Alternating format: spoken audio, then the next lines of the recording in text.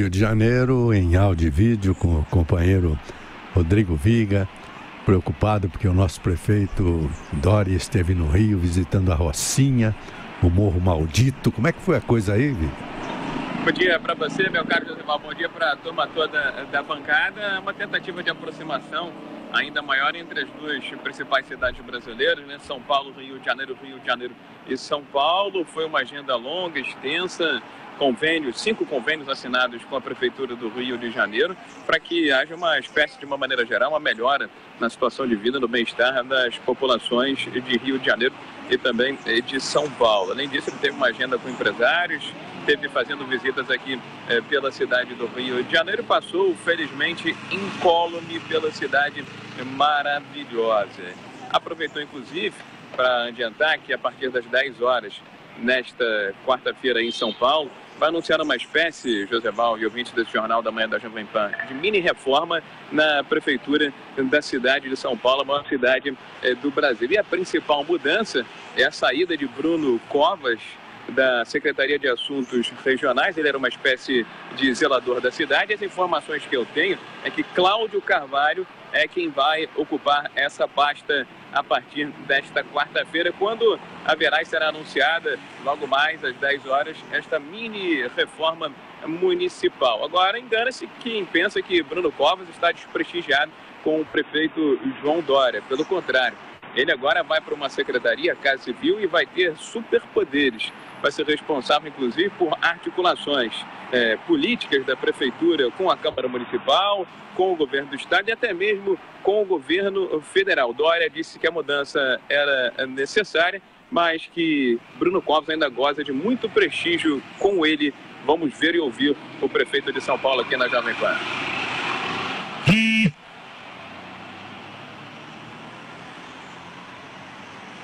Não deu, não. Ô Viga, já você chama o áudio do prefeito, mas de qualquer forma, essa relação entre os dois não tem jeito, porque é o que a gente estava falando ontem aqui, não dá para o prefeito demitir o vice-prefeito, né? Precisa manter ele na prefeitura, não tem jeito. Exatamente. E, enfim, os dois foram eleitos, né?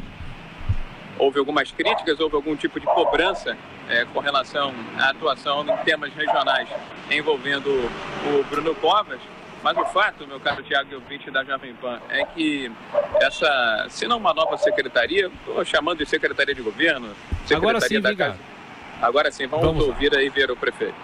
Mas quero apenas antecipar que o Bruno Covas está prestigiadíssimo, ele, além de competente, sério, dedicado, é meu amigo, eu tenho um grande estima por ele. O Bruno não vai ter diminuição de poder nem de força. O Bruno foi eleito com os mesmos votos que eu fui eleito.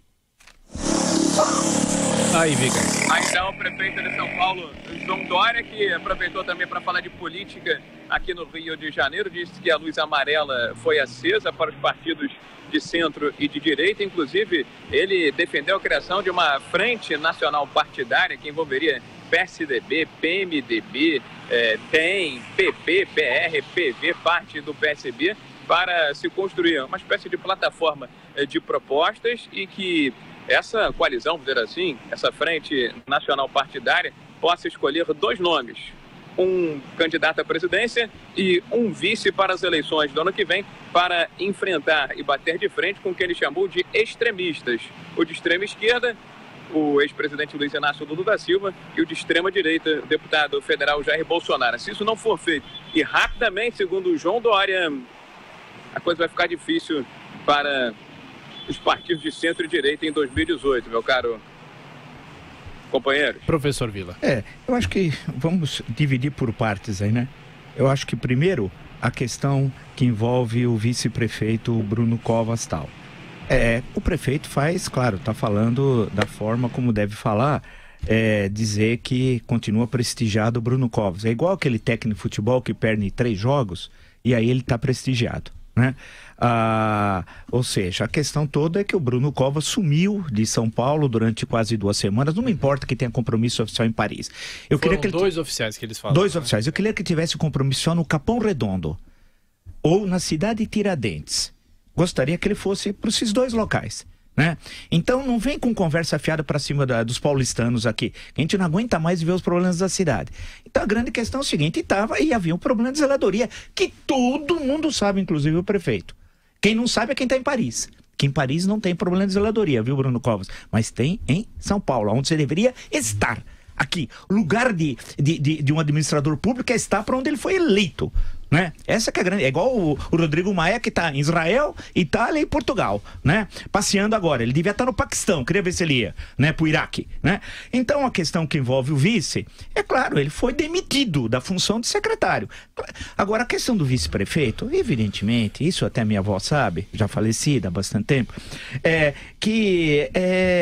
ninguém demite vice-prefeito. Se você se recorda, em 1989, governo Luiz Erundina, o episódio Lubeca, acusação de corrupção, que pesava sobre o vice-prefeito Luiz Eduardo Greenhalgh. O que ela fez, a Luiz Erundina? O demitiu da Secretaria de Negócios Jurídicos. Não podia demiti-lo de vice-prefeito, porque ele tinha sido eleito com ela. E houve o escândalo Lubeca, né? Então, não é o caso agora. Agora parece um caso de incapacidade administrativa. Para dizer claro, a gente não pode tergiversar. Nós já estamos cansados de tergiversação. Tem que dizer que preto é preto, branco é branco e acabou, né? Não tem essa coisa de buscar solução intermediária. E com relação à eleição presidencial, nós temos o cenário mais confuso desde 1989, que foi uma eleição solteira, que não serve como parâmetro para nada. Uma eleição solteira, entenda-se, ouvinte, quando é só para a presidência da República. Foi a única desde a redemocratização até agora dessa forma, né? Todas as outras, 94, 98 e assim sucessivamente, foi junto com a eleição para o Congresso Nacional e para os governos estaduais e para as Assembleias Legislativas. Portanto, ela teve um perfil de 89 muito particular que não serve no sentido de buscar uma tipologia das eleições presidenciais no Brasil. A partir de 94, sim. Nós temos o cenário mais complexo. Essa possibilidade de uma frente, isso daí é a mesma coisa, isso aí é algo absolutamente impossível. Tal, e nem se coloca a questão de uma frente. Isso é coisa do passado.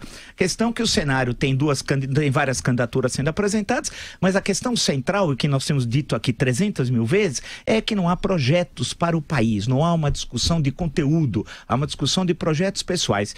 E, claro, se tiver a polarização lá na frente, saberemos isso em maio do ano que vem. Ninguém pode, com 6 meses de antecedência, mas mesmo em maio, quando a campanha não começou oficialmente, mas ela já está começando a pegar no tranco tal. Aí saberemos. Pode ser que o Lula não seja candidato, né, por razões legais, mas vindo um candidato condenado, né? Pode acontecer muita coisa. A gente não sabe, é um cenário muito difícil de previsão. Lembre-se que as previsões do Brasil dão todas erradas. Se recorda a história do semipresidencialismo? Há 2 meses atrás. Cadê o semipresidencialismo?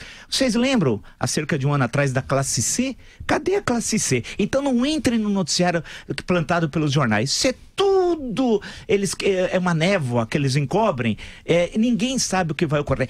Esses marqueteiros, 99,9% é tudo picareta, marqueteiro político, não sabe nada, tudo enganador. A grande questão é que ninguém sabe para onde nós vamos. Por quê? Porque é uma situação política mais complexa que nós vivemos. Essa possibilidade de construir uma frente é impossível. E rapidamente tem uma entrevista do secretário da VIUIP, a Folha de São Paulo hoje, dizendo que ele não será candidato ao governo do estado de São Paulo. Ele admite que ele se considera um bom médico, mas não seria um bom político, não tem estofo para governar um estado, e ele foi bem sincero. Eu vi a entrevista, ele diz um bom secretário, tudo isso que ele disse, e na verdade é uma montagem no PSDB para encaçapar, vamos usar mais, o João Dória não tem saída. Porque nós falamos aqui, quer dizer, não é fazer previsão do passado, não, que Alckmin vai sair para presidente e Serra para o governo do estado. Provável para vice, provavelmente o Kassab, e o Aloysio para reeleição para o Senado. E sobra uma vaga para o Senado, já que vai renovar 2/3 das cadeiras. E o João Dória vai para onde? Para a prefeitura. E continuar na prefeitura. Agora, só se quiser uma aventura, que é ser candidato a presidente da República sem apoio de nenhum dos grandes partidos. Pode querer sê-lo, só que não é o quadro de 89, que Collor foi candidato, não estou comparando os dois, só estou... Porque por um partido, PRN, Partido da Reconstrução Nacional, que não tinha estrutura nenhuma, mas era uma eleição solteira. Só para presidente da República. Agora, desde 94, é diferente. Portanto, ele foi encaçapado pelos caciques, que disseram o seguinte: você acabou de entrar no ônibus e já quer sentar na janelinha?